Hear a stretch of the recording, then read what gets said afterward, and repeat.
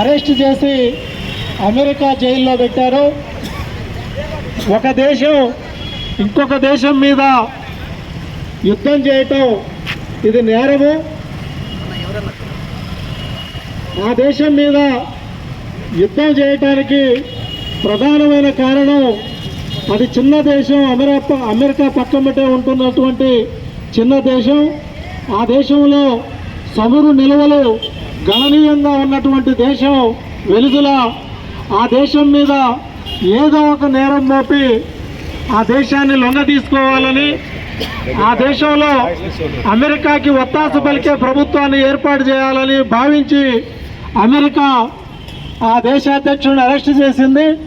ఈ విషయంలో CPM party Nelakondapalli మండల కమిటీ తరఫున ప్రపంచ శాంతి కాపాడాలని చెప్పి ఇవాళ పొట్టి శ్రీరాములు గారి సెంటర్లో నిరసన ప్రదర్శన చేస్తూ ఉన్నాము.